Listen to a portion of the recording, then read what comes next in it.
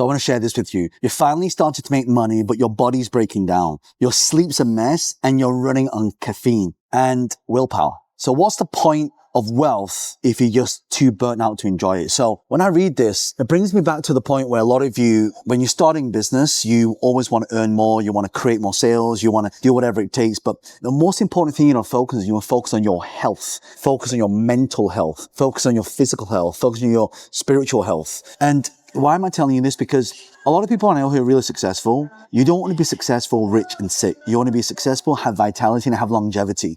These are the things that you want to focus on when it comes to true wealth. If you look at the word wealth, W-E-A-L-T-H, take off the W, replace it with a H, what does it spell? It spells health. So your health is wealth, and most of you instinctively already know that. Why is it that people don't make time for the gym? Why is it people make bad choices when it comes to their diet? It's interesting because I've been traveling a lot, and by the way, I'm guilty of this as well, and a lot of people I know, they hit the same problem. So how do we overcome it?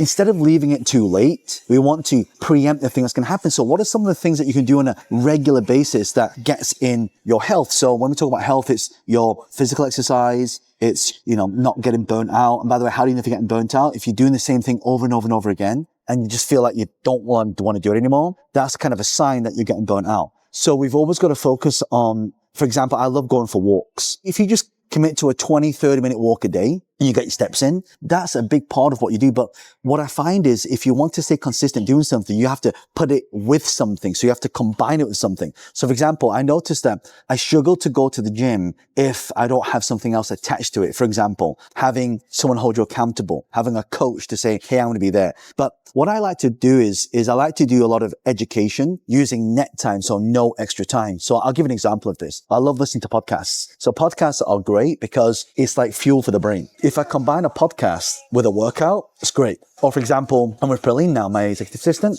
We are walking, but we're having meetings at the same time and then creating content. So then we got to take that walk. The reason for this is, recently I injured my knee. And that was through a series of not warming up, not really taking care of the health, not getting enough sleep. That's why you want to invest in some kind of health tech, like Whoop or at least your Apple Watch. Something that can track, are you getting your exercise rings in? So if I look at my watch now, I've done 103 out of 1,000 calories. So what I want my target every single day is burn an extra 1,000 calories without actually doing exercise. What does that mean? You say, John, are you contradicting yourself? No, hear me out. So what we want to do is you want to do something that allows you to exercise that doesn't feel like exercise. Like badminton. I love to play badminton, right? That's one of the things that I really enjoy doing. You can burn like 300 to 500 calories in a 2-hour badminton match. If any of you play golf, there's a lot of walking. So I have a friend who plays golf religiously and he's in incredible shape. He's in his mid-50s and he looks amazing. I said, Kev, what's your secret? He said, well, bro, I just play golf every day. And I said, do you have one of those buggies? He said, no, I purposely don't have a buggy.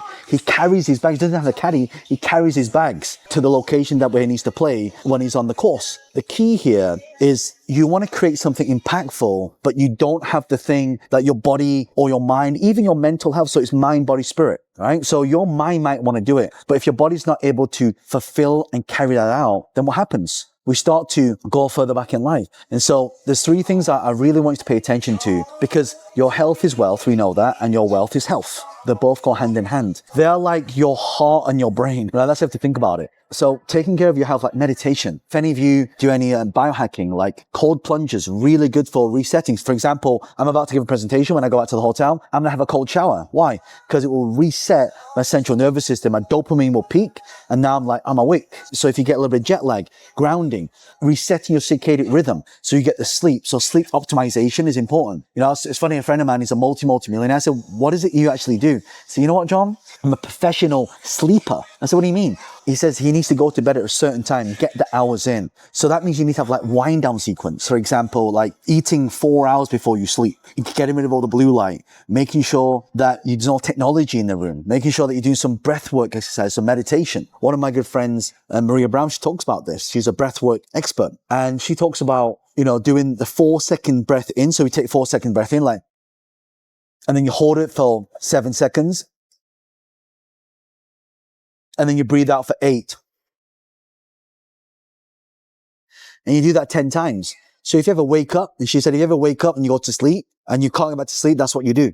So having these protocols in place ready for you to do things in order for you to be optimized for execution and implementation. Why do people learn something they don't do it? It's because they're not optimized for delivery. They're not optimized for fulfillment. Like when an athlete does a 100-meter sprint, they don't just get up in the morning and then just start sprinting. They got to do warm-ups. They got to do some practice sprints. They got to warm their muscles up. We as entrepreneurs, we also have to do the same, but we're not warming up our muscles. We're more warming up our brain. So the question for you is, what exercises can you do to warm your brain? For me, it's sharing ideas, right? Okay, what are we working on today? Maybe get into the flow of things. So it's activating left brain and right brain. For example, one thing I used to do in it as an animator, I used to draw with my left hand and right hand, and then just to switch the changing of the left to right brain to left brain thinking, right? Or listen to some music, right? So preferably music with a certain hertz. If music is a certain hertz, it puts you into flow state. If other music is different hertz, it puts you into like fight or flight.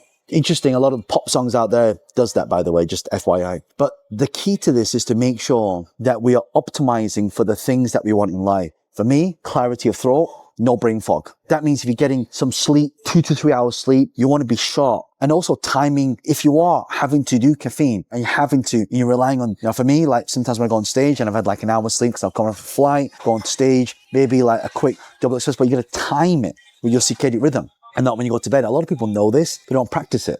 And again, a lot of things I'm saying is I don't stick to 100% of those things because sometimes you got to have that coffee, you got to have that sharp mind. But I'm just saying like 80% of the time, it's like when people go on a diet and they miss one day and then the whole diet goes out of the window. No, if you've done like 30 days of diet, you had like one bad day, as they say, don't throw the baby out with the bathwater. Focus on the optimization, focus on creating sustainable health that you can actually stick to. So for me, I want to go for walks every single day. Then at least I want to get a few games of badminton in a week, if I can. If I'm staying at the hotel, okay, at least 2 or 3 strength training sessions, right? And you don't have to go for like hours on end, just like, okay, do your big muscle groups. So legs, back, chest, optimizing for execution, optimizing for implementation, optimizing for action taking is what a lot of people do not talk about. Why do people not take action? Because they're so paralyzed with analysis paralysis of 1,000 different messages coming at the same time. Now, this person wants your attention, that person wants your attention, your social media comes in, your WhatsApp, like all this stuff is sucking out time, but you're going to need to schedule the time. That's why my good friend Robin Sharma wrote this book called The 5 a.m. Club. If you want to get the hour of champions, between the hours of like 5 and 7, that's like the magic hour to get your stuff in. Whether it's a workout, whether it's meditation, whether it's getting work done, whether it's masterminding ideas. These are some of the things that I really want you to start focusing on because that will move the needle in everything that you do. You drop a pebble into a pond, creates ripples, and that ripples into every aspect of your life. So by the way, if you would love to learn how to execute more, if you're struggling with taking action, if you've got this idea, you've been meaning to do something, but you still haven't done it yet, I'm running events all around the world. So if you click the link around this video, there'll be information on our next up-and-coming live in-person events or even virtual events as well. But if you love this, make sure you subscribe to the channel, leave some comments below. And also what I'll do is I'll leave a video here so you can check that out. And that will really help you get started to create momentum. All right, I'll see you in the next video.